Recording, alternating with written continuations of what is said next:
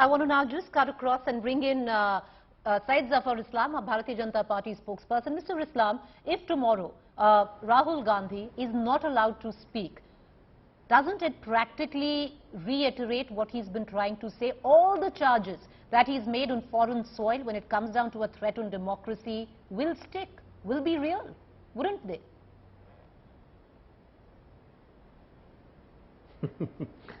I feel like laughing when they say that there is a threat to democracy. When they were misusing Article 356, that time they never felt, and they always felt that it was a vibrant democracy. During emergency, they never felt that there is a threat to democracy. It was as if it was a vibrant democracy.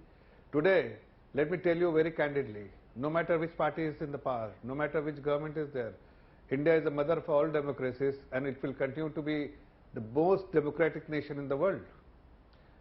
Irrespective of what the opinion of the opposition, what the opinion of the government of the day, but democracy is vibrant in this country and will continue to be a vibrant democracy, and people should learn from the Indian democracy, and it's a lesson and template for other countries to follow. So if anybody is making this kind of a statement, is actually misleading the nation, misleading the world. No, I don't think so. I think everybody is allowed an opinion. It's a free country. The sheer ethos of it being a democratic country means everybody has a right to opinion, including saying that this country's democracy is under threat. Go ahead, sir. Preeti, you can have we can have a difference of opinion.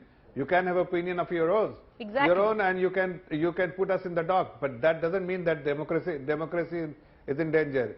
Because the fact that you are making this kind of statement, but the fact that you are putting a government in the dock, the fact that you are making this kind of allegation which is baseless, yet no action is being taken against you. You are free to speak whatever you feel like. But sir, in that context, I'm not free because I'm not free because I'm called anti-India, and that's what you're calling Rahul Gandhi here. No, see, if you see, there are two things which you need to understand, Preeti, and I think every citizen of this great country understands, barring few, and I must explain to you why I'm making this kind of statement. You can put our government in the dock, and this is what the Honorable Prime Minister has not once stated many times, that you can criticize the government. We are in the government, we are happy to have criticism of you, and if it's a positive criticism, we will even consider that and implement in our policies as well.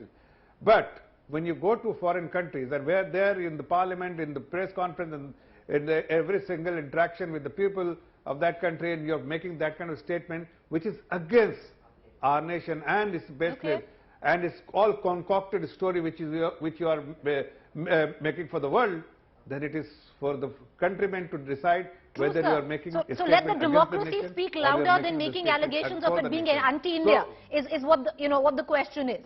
If the democracy is as strong, it will speak louder. The echoes will drown out anyone suggesting otherwise. Right? But I want to ask you the same question which I began with, and I want to open the debate. But Mr. Syed Zafar Islam, I want to ask you the same question. And that question stems from that fact that if tomorrow Rahul Gandhi is not allowed to speak in Parliament, do his charges stick? See, Rahul Gandhi ji can speak outside the Parliament. The Parliament is not his Congress Party's office. It is the Business Advisory Committee which decides what topic to be discussed, what to be debated, what issues to be discussed, debated, and it is the advisory committee, Business Advisory Committee, which will discuss, debate, and if there is a meeting of minds, then those issues will be discussed on the floor of the Parliament. So he should put his points through his representative in BSC, and if there is a meeting of minds, anything and everything can be discussed on the floor of the Parliament. Well, but that's the sad part, and I want to bring in Rahul Srivastava into this conversation. The Parliament, Mr. Islam, I want to bring in Rahul Srivastava in this conversation because Rahul Srivastava, since the budget session, it doesn't seem there is any meeting of the mind, because the sheer fact when the Parliamentary Affairs Minister himself, Mr. Joshi, has stood up and made these allegations, it seems to suggest that the government doesn't mean business in the House. It's going to be confrontational, and that is what it's happened. I want to ask you, Rahul, but today with what happened, with Rahul Gandhi saying what he did, that tomorrow is going to be the test of democracy. Deft political maneuvering, you would think, because the BJP was very quick, preemptive, you know, to take down Rahul Gandhi, asking for an apology, no work, the House in standstill, and Rahul Gandhi now once again taking the fight back inside Parliament. Preeti, I think there is politics happening. I think one can say it is deft political maneuver by Rahul Gandhi after facing an attack and not being in Parliament for some reason of his own. And I think your question was absolutely apt, that why should there be a clamor for a member of Parliament, especially who has charged the government with ensuring that democracy is on the decline in the country, not to be in the Parliament. I think he should be in the Parliament. The fact remains that this is yet another element. Like yesterday, opposition marching to the ED office for registration of a case which cannot happen by the laws. Similarly, Rahul Gandhi saying that the government, if it does not allow me, it will be a test for democracy.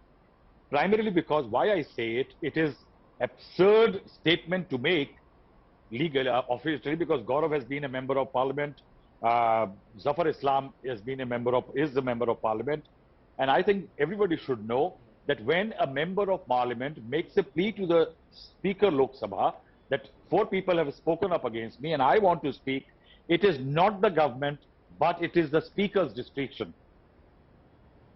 So if the permission has to come from the Speaker. Now, if the Speaker doesn't allow, can it be called that there is democracy in peril or it's a test for democracy? One can't really say. But yes, there is a fact that what Rahul Gandhi is trying to do in a situation which is slightly difficult for him now, with the government having created too many hurdles and too many preemptive strikes by the government and the BJP by asking for an apology. What Rahul Gandhi is trying to do is salvage the situation. And one will have to wait and see that where he takes it up from tomorrow. If tomorrow he does not get a permission from the chair to speak, can he dump it on the government? Will the Congress back it, and to what extent? I think those elements are going to decide, to make a template and say that I'm not going to be allowed, or whether I'm going to be allowed.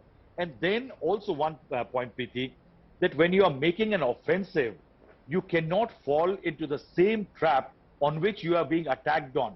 The BJP has been saying that he's tutored and coached, and you make a fumble. I think there is a weakness in the political offensive here.